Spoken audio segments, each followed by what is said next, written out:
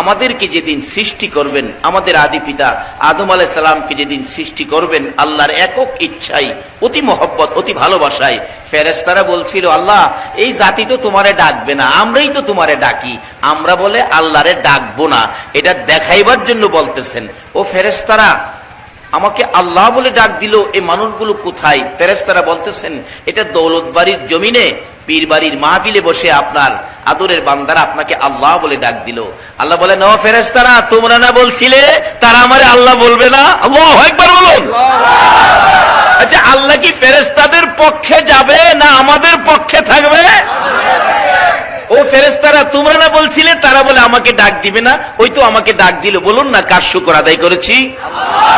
আমার আল্লাহ বলেন, ও ফেরেশতারা যারা আমাকে আল্লাহ বলে ডাক দিল তোমরা সাক্ষী থাকো, এই ডাকের বিনিময় আমি আল্লাহ তাদের জীবনের গুনাহগুলো মাফ করে দিলাম। আপনারা কি কেউ মাপ চাইছিলেন? কেউ মাপ চান নাই, কিন্তু মাপ তো পাইলেন আল্লাহরে ডাক দিয়ে। আসলে আমরা হলো ডাকের শিক্ষাটা আমরা শিখি ওলিদের দরবার থেকে।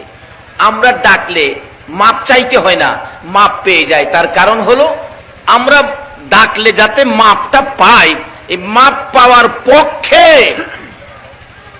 63 বছর জিন্দেগি, এ মাপ পাওয়ার পক্ষে চোখের পানি দিয়া জামা ভিজাইতেন।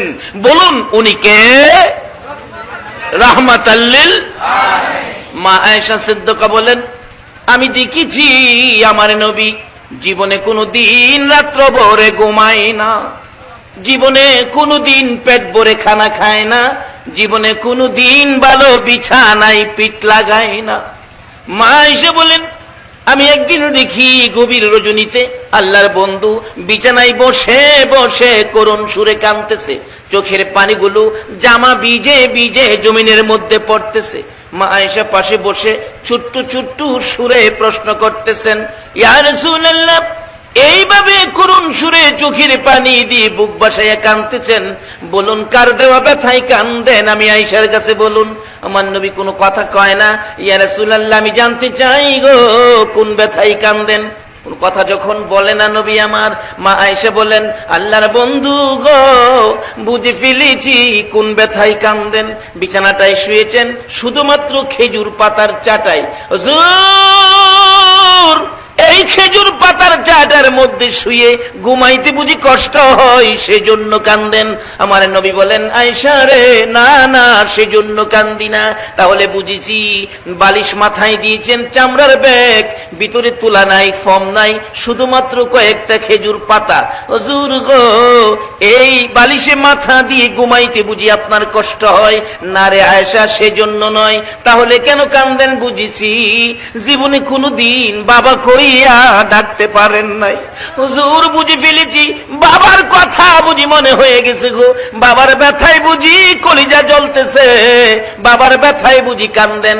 আমার নবী বলেন, আয়েশা রে, না রে, বাবার জন্য নয়। তাহলে বুঝেছি মায়ের জন্য বুঝি কান্দেন। আমার নবীর কান্না আরো বেড়ে গেছে। রে আয়েশা, শুনো আমি কেন কান্দি রে?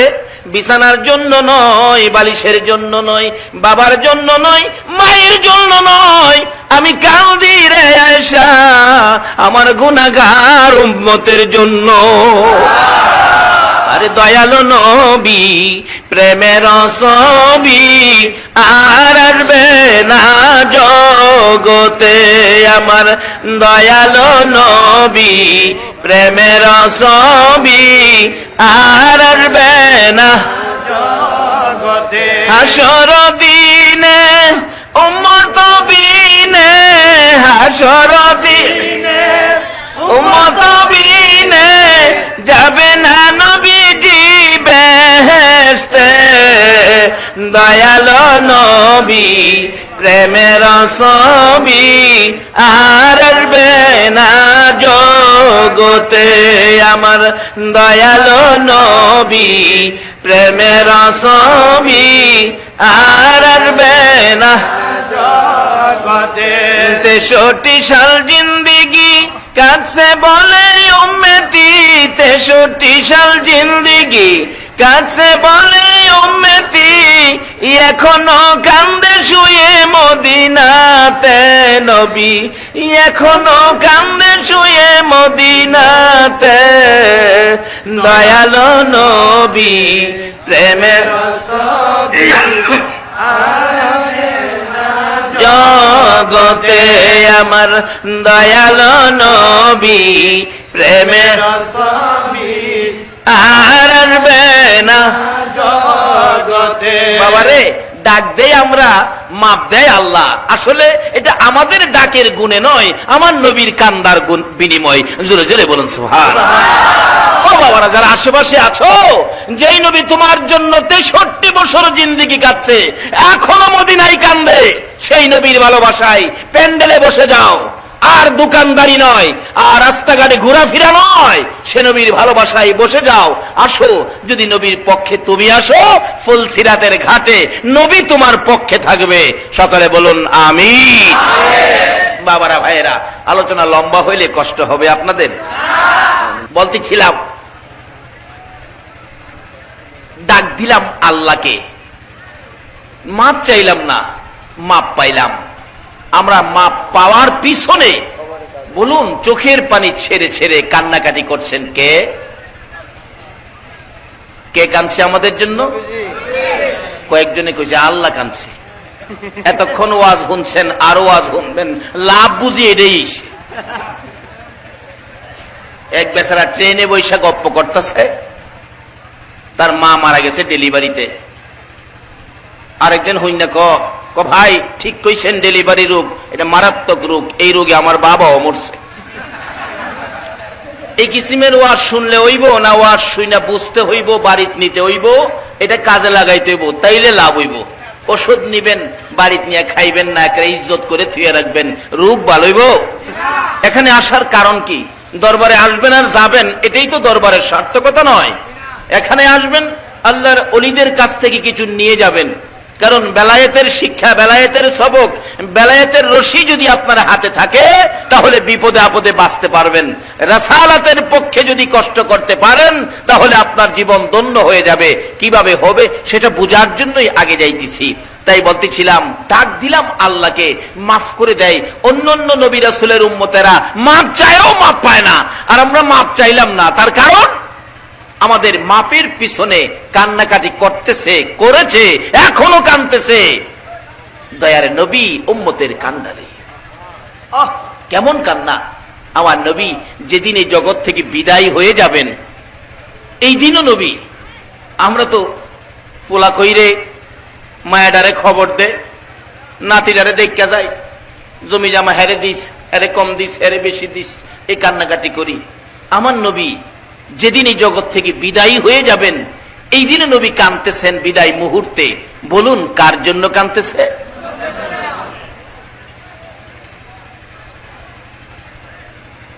কি কান্না!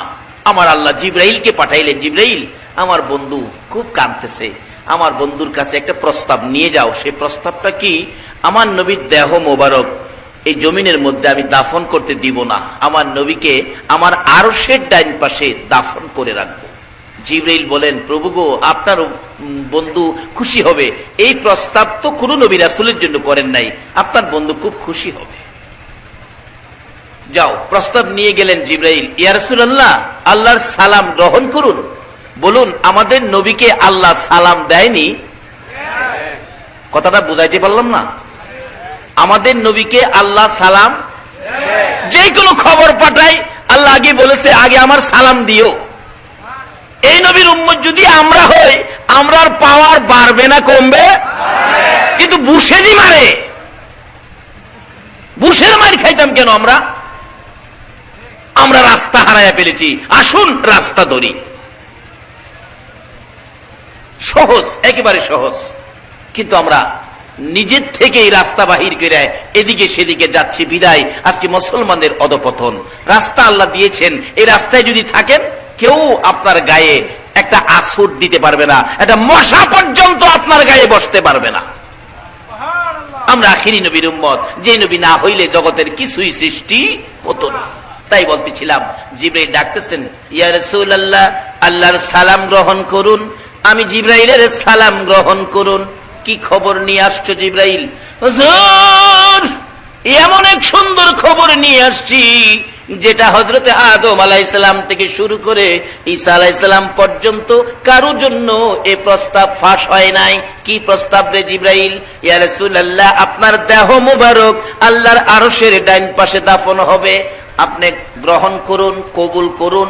এত সুন্দর প্রস্তাব, কিন্তু আমার নবী খুশিও হয় না, কোনো কথাও নবী কয় না, দুইটা চোখের পানি জর্জর করে ছেড়ে দিলেন। জিবরাইল বলেন, ইয়া রাসূলুল্লাহ, এত সুন্দর প্রস্তাব পাইয়া খুশি হলেন না, দুইটা চোখের পানি কেন ছেড়ে দিলেন বুঝতে পারলাম না। আমার নবী বলেন, জিবরাইল রে শোনো, কোন ব্যথায় চোখের পানি ছেড়ে দিয়েছি? আমার দাফন আল্লাহর আরশের ডান পাশে হবে। জিবরাইল, আমি জানতে চাই রে, আমার গুনাহগার উম্মতের দাফন কোন জায়গায় হবে? জিবরাইল বলেন, ইয়া রাসূলুল্লাহ, আপনার উম্মতের দাফন এই জমিনের মধ্যেই হবে। আমার নবীর কান্না আরো বেড়ে গেছে। ও জিবরাইল, আমি কেমনে রে উম্মতের দরদি হইয়া আমার উম্মতের এই জমিনে ফালাইয়া আমি নবী আরশে পড়ে থাকবো? এটা আমি সহ্য করতে পারবো না রে জিবরাইল। আমার পক্ষ থেকে একটা প্রস্তাব আমার প্রভুর দরবারে তুলে ধরো, আমার উম্মতেরা যদি এই জমিনে থাকে আমি নবী আরশে যাব না রে, আমি আমার উম্মতের পাশে এই জমিনে থাকবো। যেই নবী আরশে যায় না, আপনাদের মায়া বুকে নিয়ে মদিনার মাটিতে থাকতে চাই, এই নবীর পক্ষে আমাদের থাকা দরকার আছে কিনা? এই নবীকে ভালোবাসা দেওয়া আমাদের দরকার আছে কিনা? এখন যেই সমাজে পড়ছি, মানুষ ভালোবাসে এই রাজনীতি দল, এই রাজনীতি দল, এই পার্টি, এই পার্টিরে কত ভালোবাসে। কেন? শান্তিতে থাকবো, সুখে থাকবো, এই দিব সেই দিব। বলুন, যাদের পিছনে দৌড়াদৌড়ি করতেছেন শান্তির আশায়, তারা কি এখন নিজেরাই তো এখন শান্তিতে আছে কি?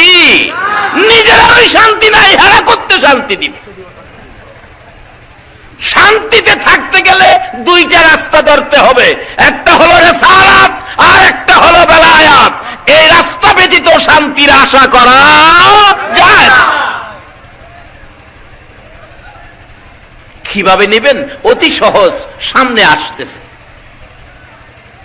নবী রাজি হলেন না, আরো সে যাবেন না উম্মত ছেড়ে। জিবরাইল বলেন, নবী গো, আশ্চর্য হলাম, এত সুন্দর প্রস্তাব রাখলেন না, মাটির বিছানায় মদিনায় পড়ে থাকবেন উম্মতের ব্যথা নিয়ে, কি লাভ হবে এখানে থাকলে? কত সুন্দর ব্যবস্থা আরশের মধ্যে, কেউ যাইতে পারে নাই, আপনি ওখানে থাকবেন, কত আরামের বিছানা, কত সুন্দর জায়গা। জিবরাইল নবীজিকে বুঝাইতেছেন। জিবরাইল বলেন, জিবরাইল বলতেছেন, হুজুর রাজি হন। আমার নবী কয়, না, আমি উম্মত ছেড়ে আরশে যাব না। হুজুর বুঝতে পারলাম না, উম্মত ছেড়ে যাবেন না? আমার নবী বুঝায়, জিবরাইল শোনো, একটা মা 6 মাসের একটা বাচ্চা ছেলে, বলুন বাচ্চাটা নিয়ে দৌলত বাড়িতে ঘুমাইলেন। মার বাচ্চা মার কাছে রাত্রে ঘুমাইলে মার কাছে শান্তি লাগবে না অশান্তি লাগবে? বাচ্চাটা প্রস্রাব করে দিয়ে বিছানা ভিজাইয়া ফেলাইছে, মা দেখবেন শুকনা জায়গা না পায়া প্রস্রাবের ভিজা জায়গায় শুইল মা, বাচ্চাকে শুকনা জায়গায়। এরপরও প্রস্রাবের ভিজা জায়গায় শোয়ার পরও মার কাছে শান্তি লাগে না অশান্তি লাগে? যদি বাচ্চাটাকে দৌলত বাড়িতে রাইখা অথবা মাকে দৌলত বাড়িতে রাইখা বাচ্চাটাকে ব্রাহ্মণবাড়িয়া সদর হসপিটালে ভর্তি করে দেয়, মা দৌলত বাড়ি, বাচ্চা ব্রাহ্মণবাড়িয়া, বলুন মাকে যত আরামের বিছানাই দেন, যত সুন্দর বাড়িতেই দেন, মা কি বাচ্চা ছাড়া রাত্রে কি ঘুমাইছে? কথাটা কি বুঝাইতে পারলাম না? 6 মাসের বাচ্চা ছেলেটা ব্রাহ্মণবাড়িয়া, মা দৌলত বাড়িতে। কোন মা বাচ্চাকে ব্রাহ্মণবাড়িয়া রাইখা দৌলত বাড়ির বিছানায় ঘুমাইতে পারে কিনা বলুন? আমার নবী বলেন, আরে জিবরাইল, সামান্যতম একটু মায়া লইয়া মা বাচ্চার কাছে না থাকলে বা মার ঘুম হয় না, আমি উম্মতের দরদি হইয়া রে কেমনে উম্মত ছেড়ে আরো সে যায় শান্তিতে থাকবো? জিবরাইল, আমি মদিনার মাটিতে শুয়ে থাকতে চাই। হুজুর থাকলে কি হবে? আমার নবী বুঝাইতে চান, জিবরাইল রে, আমি মদিনার মাটিতেই পড়ে থাকবো। আমি দুনিয়ায় দেখেছি মুরগি যখন বাচ্চা ফুটাই রে জিবরাইল, আল্লাহু আকবার বলুন, জিবরাইল মুরগি যখন বাচ্চা ফুটায়, বাচ্চা লইয়া মা মুরগিটা সমাজে ঘোরাঘুরি করে। বাচ্চার উপর যদি কোনো বিপদ দেখা দেয়, চিলকাক যদি ওরাল মারে, জিবরাইল বাচ্চার উপর বিপদ দেখলে রে, মা মুরগিটা দুইটা পাখা বাড়াইয়া বাচ্চাদেরকে ডাকতে থাকে, বাচ্চারা রে আয়, বিপদ দেখা দিয়েছে, আমি মায়ের পাখার নিচে আয়। আমি মা কথা দিলাম, আমার জীবন থাকতে একটা বাচ্চাও চিলকাকে নিতে দিব না, আয় তোর আমি মায়ের পাখার নিচে আয়। জিবরাইল রে, আমি দেখেছি ওই বাচ্চাগুলো দৌড়াইয়া মায়ের পাখার নিচে যখন ঢুকে যায়, মা বাচ্চাগুলো পাখার নিচে লইয়া রে অতি আরামে মাটিতে বসে থাকে। জিবরাইল, আমি নবীর মন চায় রে, আমি আর সে যাব না, সোনার মদিনার মাটিতে থাকবো।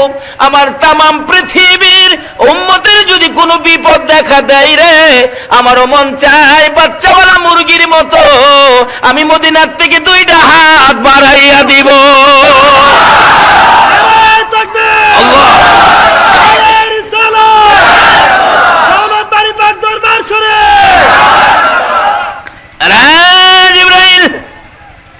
আমি আমার উম্মত গুলো হাতের মধ্যে লইয়া ওই বাচ্চাওয়ালা মুরগির মতো আমারও মন চাই রে মদিনার মাটিতে সুখে শান্তিতে পড়ে থাকবো।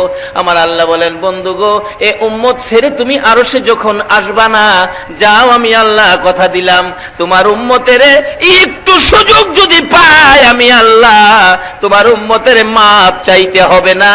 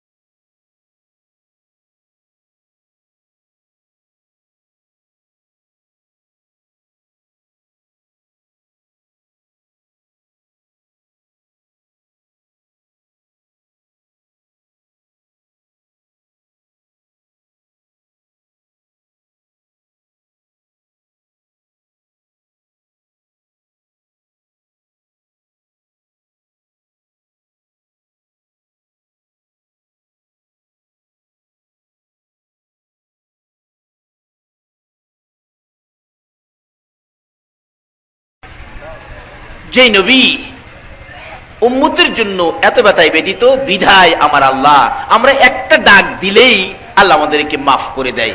বলুন, আজকে যদি এই মাহফিলের আয়োজন না হতো, আমরা কি এভাবে ডাক দেওয়ার সুযোগ পাইতাম? তাহলে মাহফিলটা আয়োজন হলো নাইম সাহেবের উসিলায়। তাহলে নাইম সাহেবের এই কাজটা কি ভালো করলো না খারাপ করলো? যারা ভালো কাজ করে তাদের পক্ষে থাকা আমাদের দরকার আছে কিনা? কেউ কেউ হয়তো বা থাকবে না, না থাকুক, তাতে আমাদের কোনো আপত্তি নাই। যারা ভালো কাজ করে, যাদের আয়োজনে গেলে জীবনের গুনাহগুলো মাপ পাই, চাইলাম না তারপরও মাপ পাইলাম, ওই সমস্ত আয়োজনে আমাদের শরীক হওয়া দরকার আছে কিনা? তাই আসুন, যে আল্লাহ আমাদেরকে এত সুন্দর পরিবেশের মধ্যে এক ডাকে মাফ করে দিলেন। যেই নবীর উম্মত, কিভাবে সেই নবীর উম্মত হওয়া যায়, কিভাবে সেই আল্লাহকে পাওয়া যায়, সেজন্য আমি পবিত্র কোরআন শরীফ থেকে, হাদিস শরীফ থেকে যা তেলাওয়াত করেছি, আল্লাহ যেটুকুন তৌফিক দিবেন আমি সেই আলোচনাটুকুন করব। তাই আসুন আলোচনায় যাই মহব্বতে সকলে আরো কয়েকবার দরুদ শরীফ পড়ুন। আল্লাহুম্মা সাল্লি আলা সাইয়্যিদিনা মুহাম্মাদ। আল্লাহুম্মা সাল্লি আলা সাইয়্যিদিনা মুহাম্মাদ নাবিয়ানা শাফিয়ানা মাওলানা মুহাম্মাদ নাবিয়ানা শাফিয়ানা মাওলানা। জগতে পাগল কাবার জন্য, কাবা পাগল মাবুদের। জগৎ পাগল কাবার জন্য, কাবা পাগল মাবুদের। হায়রে মাবুদ পাগল নবীর জন্য, নবী পাগল উম্মতের। হায়রে মাবুদ পাগল নবীর জন্য, নবী পাগল উম্মতের। আল্লাহুম্মা সাল্লি আলা সাইয়্যিদিনা মুহাম্মাদ। আল্লাহুম্মা সাল্লি আলা সাইয়্যিদিনা মুহাম্মাদ নাবিয়ানা শাফিয়ানা মাওলানা মুহাম্মাদ নাবিয়ানা শাফিয়ানা মাওলানা। বালাগাল উলা বিকামালিহি كشف الدجى بجماله حسنت جميع خصاله صلوا আলোচনায় যাই। আমি পবিত্র কোরআন শরীফ থেকে সর্বপ্রথম তালাওয়াত করেছি কুল্লু নাফসিন যায়িকাতুল মাউত। এই কথাটা যদিও আরবি, এটা কিন্তু বাংলার মতো বোঝা যায়। কুল্লু নাফসিন যায়িকাতুল মাউত, এখানে কিসের কথা কইল বলুন, সবাই বলুন। যদিও আরবি, এটা বাংলার মতোই বোঝা যায়। শেষ শব্দটা মউত মানে মইরা যামুগা। বুঝতে কি কষ্ট হয়েছে? আচ্ছা, এটা যদি কষ্ট হয় তাহলে আরো সহজে যায়। আমরা সবাইরই মরণ লাগবো, এই কথাটা কি বুঝেন? যদি না বুঝেন একটু পিছনে তাকালে দেখবেন আমরা আগে যারা আইছিল তারা নাই, আমরা আগে যারা আইছিল তারা চলে গেছে, আমরা যারা আসি আমাদেরও যাওয়ার বিষয় পড়ছে, শুধু ফ্লাইট ডেটটা বাকি। ফ্লাইট ডেট, ফ্লাইট ডেট হয় না। মানুষ বিদেশ গেলে, আমাদের এলাকার এক ছেলে, হ্যাঁ বিদেশ যাইব, গত রবিবারে কাইন্দে কাইটাইছে।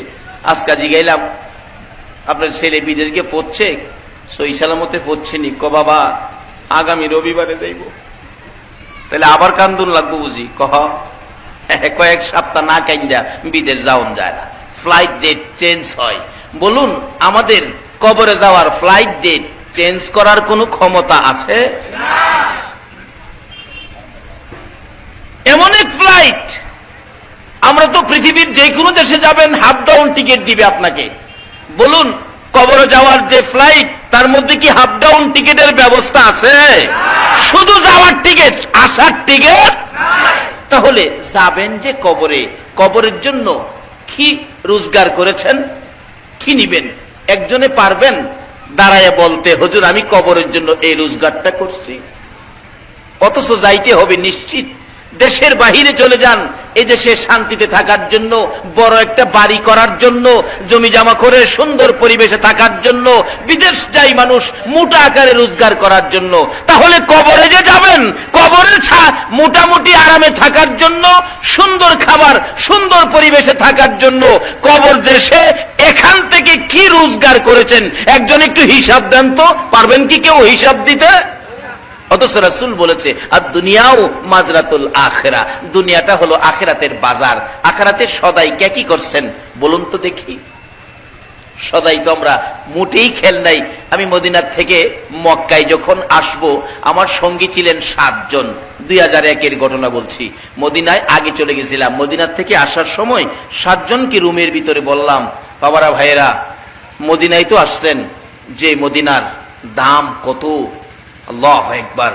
নবী পাক যে মদিনায় শুইছে, নবী পাকের রওজা পাকের এক মুষ্টি মাটির দাম আল্লাহর আরশের চাইতেও বেশি।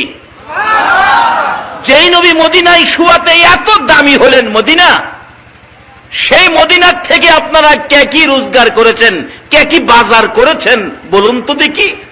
7 দিন 8 দিন 9 দিন হয়ে গেল আমরা মদিনাতে। আজকে আমরা 9 দিনের দিন বিদায় হয়ে মক্কায় যাব। মদিনার থেকে কে কি বাজার করেছেন বলুন, কে কি রোজগার করেছেন?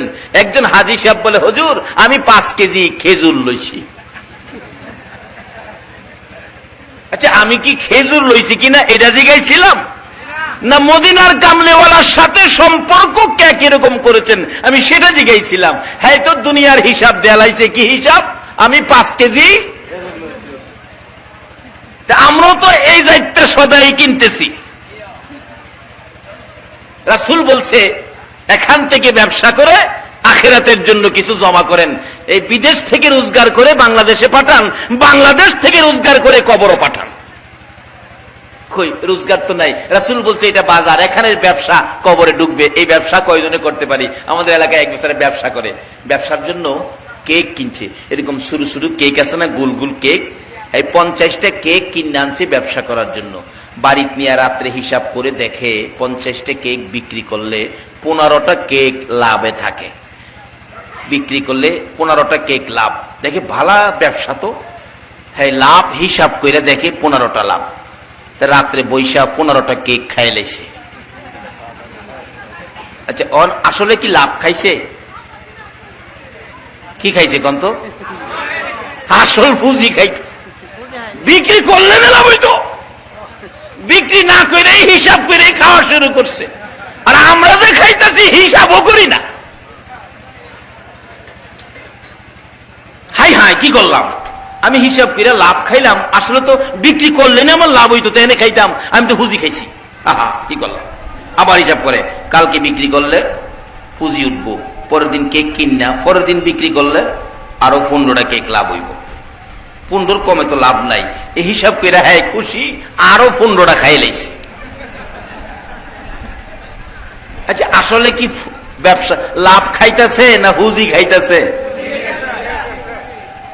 বাবা রে, তোমার কিন্তু ফ্লাইট ডেটটা খালি বাকি। আগে যারা আসছিল তারা কিন্তু গেছে গা। তোমার কবে জানি ফ্লাইট ডেট ঘোষণা হয়, মসজিদের ইমাম সাহেব মাইকে বলে দিবে, দৌলতবাড়ি দরবার শরীফের মাইকে বলে দিবে আব্দুর রহমান দুনিয়ায় নাই, কালকে সকাল 10:30টায় আব্দুর রহমানের শেষ বিদায়ের অনুষ্ঠান। বলুন অনুষ্ঠানটা কি হবে? জানাজা। আর মসজিদের কোনার 4 পায়া ফ্লাইট আপনার বাড়িতে যায় নামবে, আপনাকে সাদা পোশাক পরায়া এই ফ্লাইটে উঠায়া আতর সুরমা দিয়া শেষ বিদায়ের সাজানিটা সাজায়া দিবে। যেই বিদায় হলে আর কোনদিন এই বাড়িতে আসা সম্ভব হবে না। বেটা 15 কেক খাই লাইছে লাভ হিসাব কইরা। আসলে কি লাভ খাইছে না পুঁজি খাইছে? পরে 20 কেক লইয়া বই দিছে। কয় খাই? 30টা খাই লাইছি, আর 20টা লইয়া কালকা বাজারে যামু, বাত্তি নিবাইয়া বইয়া এই 20টাও খাইছে। অহন খায়াতে দেখে কিছু নাই। সকাল বেলা মা ডাকতাছে, কিরে বাজারে যাইতি না কেক লইয়া? হ্যাঁ। কয় মা গো, আমি তো উপায় দেখি না। তুই বাজারও যা, উপায় দেখি না কি কেক বিক্রি কর? মা আমি উপায় দেখি না। মা কয় হ্যাঁ রে, বাজারও যাইতে গেলে উপায় দেখি না, কারণটা কি, ব্যাপারটা কি দেখি তো। হ্যাঁ, মা গেছে কেকের বুলের কাছে, কেকের টুকরির কাছে কেক দেখতো, যায় দেখে আল্লাহ রহমত কেক একটাও নাই। কিরে কেক কই? মা হিসাব করে দিই 15টা লাভ খাইছি। আবার হিসাব করে দিই 15টা লাভ খাইছি, 30টা, আর বাকি 20টা লইয়া বাজারে যাবো। মা এত মজা লাগে গো মা, খায়া পরে বই দিস সবদি খায়া অহন খালি কয় উফাই দেহি না। বাবারে, নবী বলছে এখান থেকে কিছু রোজগার করে কবরে নিতেন, কিন্তু যদি কোনো রোজগার না করতে পারেন ওই কবরে যাওয়ার সময় আপনিও বলবেন হায় হায় হায় উপায় তো দেহি না। এই চিন্তা করলেই আগিলা মুরব্বীরা কান্ত কি বলে, মিচামিচি কাটাইলাম জিন্দেগি, বলুন মিছামিছি কাটাইলাম জিন্দেগি, চোখে দেখা হারাইলাম বন্দেগি, হাইরে চোখে দেখা হারাইলাম কার বাবারি কার বাগর কার বাকি কার বাবারি কার বাগর কার বাকি অন্ধকার কবরে হবে বসতি, হাইরে অন্ধকার বরে হবে এই দুনিয়া মুসাফির খানা জানো না, এই দুনিয়া মুসাফির খানা জানো, কত মানুষ আইল গেল রইল না, হাইরে কত মানুষ আইল গেল। বাবারে, আমরা যে দেশে আছি এটাই দেশের সিস্টেম। মানুষ আসতে পারে, থাকতে আগে যারা আসছিল তারা চলে গেছে, আমরা যারা আছি আমরাও একদিন চলে যেতে হবে। এই কথাটা কি রাইট? এটাই তো আল্লাহ বলছে কুল্লু নাফসিন যায়িকাতুল মাউত, সকল প্রাণী একদিন মরতে হবে। তা আমরা যদি মরতেই হয়, মরার আগে আরেকটা দাবি রয়ে গেছে।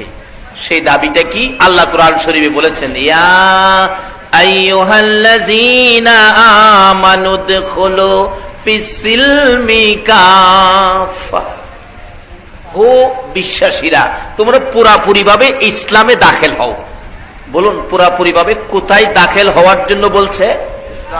সবাই বলুন কই দাখিল হইতো? ইসলামে।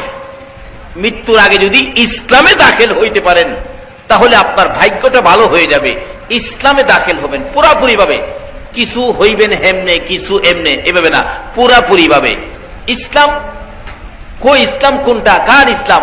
আল্লাহকে জিগান, আল্লাহ বলবেন ইন্নাদ-দীনা ইনদাল্লাহিল ইসলাম। আল্লাহ বলেন ইসলাম হলো আমি আল্লাহর মনোনীত ধর্ম, এটার মধ্যে যারা দাখিল হবে তাদের মধ্যে শান্তি আসবে। কেন? ইসলাম শব্দের অর্থ কি বলুন তো? সবাই বলুন ইসলাম শব্দের অর্থ কি? আরো জোরে বলুন কি? আচ্ছা, আমি আপনাদের কাছে বিচারটা দিলাম, এখন কি ইসলামের ভিতরে শান্তি আছে? বলেন কি আছে? আজকেও আমার সাথে আসছেন, স্টেজে আছেন কিনা, ঢাকা থেকে আসছেন আব্দুল বাতেন মুজাহিদি সাহেব। উনি আমার সাথে দুঃখ করে বলতেছেন, ভাই আমি আজমি শরীফ যাব, আজকে গেছিলাম ভিসা অফিসে, আমাকে ভিসা দেয় নাই।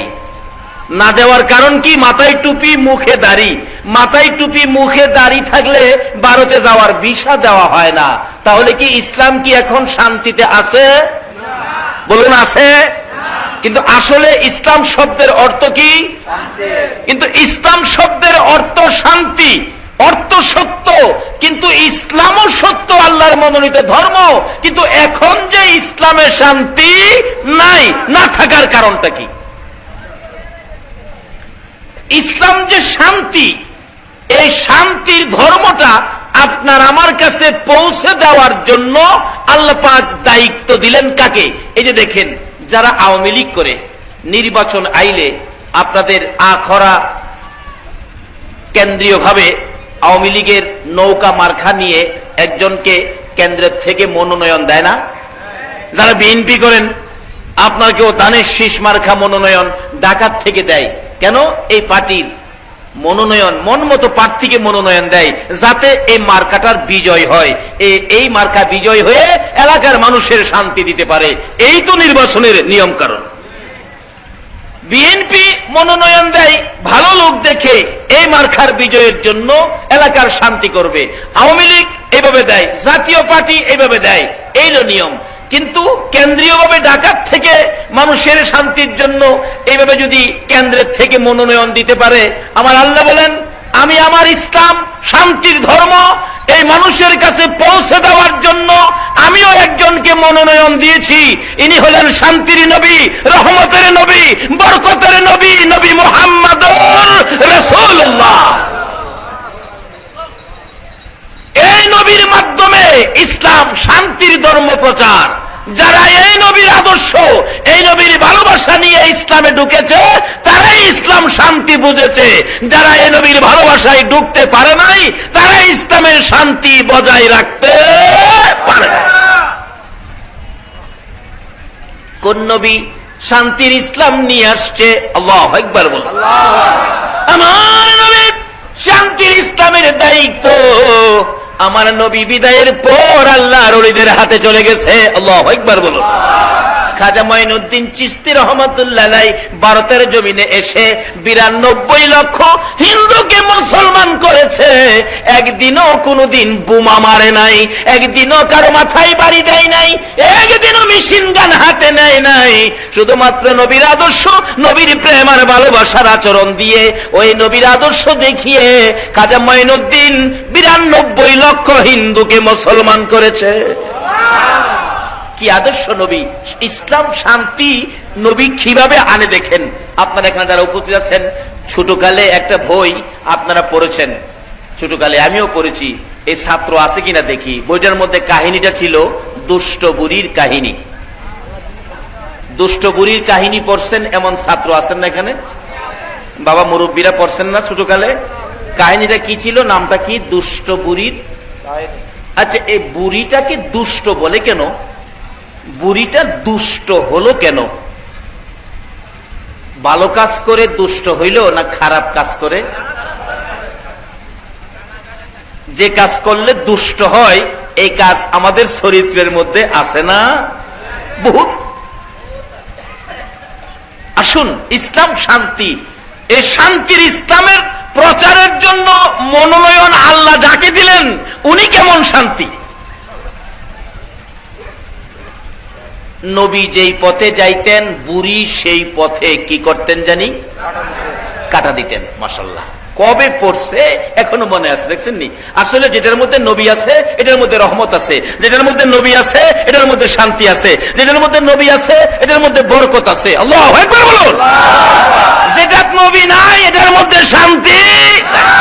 এখনকার দিনে শিক্ষানীতিরা বইয়ের মধ্যে কি শিক্ষানীতি কি পড়া দেয় ভিপুলা মানে পড়ে হাট টিমা টিম টিম, তারা মাঠে পারে ডিম, তাদের খাড়া দুটি কয়না দি, তাদের খাড়া দুটি।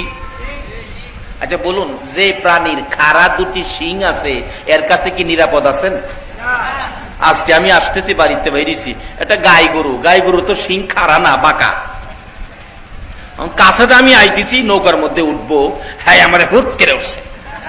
আরে বাবা আমি কি করলাম রে? আমার ভাই হুট করে উঠলে হ্যাঁ কি করছি আমি? কিন্তু তাদের অভ্যাস, তাদের শিং আছে, অনার্থকেই গুতাগাতি আছে। কি বলেন, ঠিক কিনা? এদেশের শিক্ষানীতি শিক্ষা দিত আল্লাহর ওলিদের আদর্শ, নবীর আদর্শ, তাহলে আর খাড়া সিংহের আচরণ করতো না। এদেশের মানুষ মারামারি কাটাকাটি করতো না, হিংসা বিদ্বেষ থাকতো না। যদি ওই শিক্ষায় শিক্ষিত হতো, যে শিক্ষার মধ্যে আছে নবীর আদর্শ, যে শিক্ষার মধ্যে আছে আল্লাহর ওলিদের আদর্শ। কি শিক্ষানীতি দিলেন? হাট্টি মাটিম টিম, তারা মাঠে পারে ডিম, তাদের খাড়া দুটি শিং। বলুন, খাড়া শিং থাকলে তাদের মধ্যে গুতাগুতি থাকবো নি? বলুন, এই পড়া ফড়ায়া বাংলাদেশের মানুষকে শান্তিতে রাখছে না গুতাগুতি লাগাইছে? আর যদি ওই আদর্শের পড়া যদি দেশের মানুষকে পড়াইতো, আমার নবী বললেন, আমি যেই পথে যাই ওই বুড়ি সেই পথে কাটা